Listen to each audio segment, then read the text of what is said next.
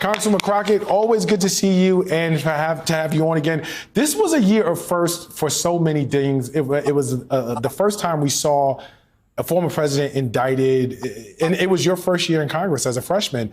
Just before we even get started, talk to me about everything that you've seen and what are your impressions now as a freshman member having completed your first year? First of all, Happy New Year to everyone. I can't imagine a better place to be on the last day of this year than on MSNBC. But let me tell you, what I have seen is stuff that's scary to me.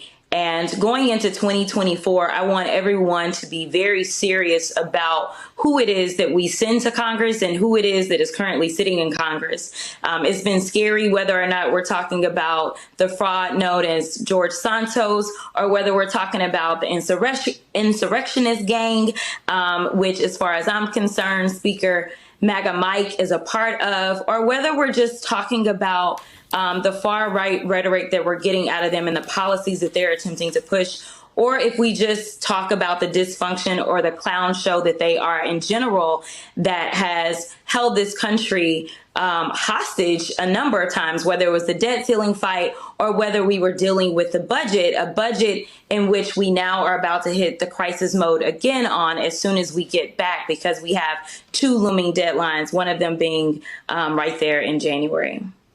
Congresswoman, there's always a lot of talk about the Republican Party and a lot of talk about Donald Trump, but Americans want to know what's the plan that Democrats have to move things forward. Let's take Donald Trump off the table. Let's put Republicans to the side. What is the plan that Democrats have to actually get things done in 2024? Yeah, I mean, listen, we know that the Republicans themselves just can't do anything without us. Anything that has passed has only passed because most likely the Democrats have been the one to really carry the water. It is an election year, and I think that that is going to help us be a little bit more productive. I don't know that we'll be a lot more productive, but they know that they've got to go home. And we heard it best from Chip Roy when Chip Roy says that they have nothing to run on. They have not done anything.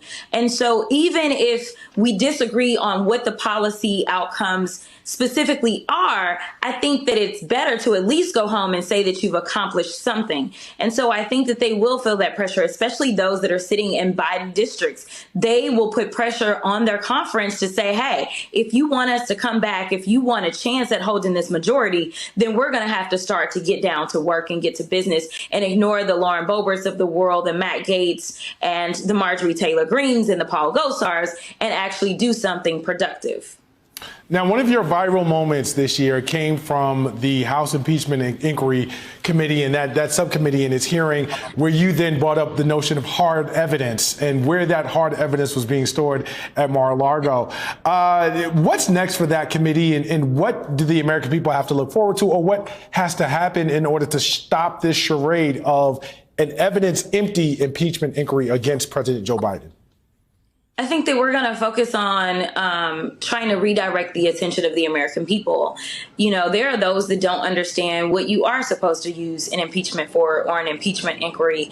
And so it is important that we are good messengers and that we make sure that people better understand that this isn't what we're supposed to be doing in this committee. And if we were going to go after something, then there are things that we can go after.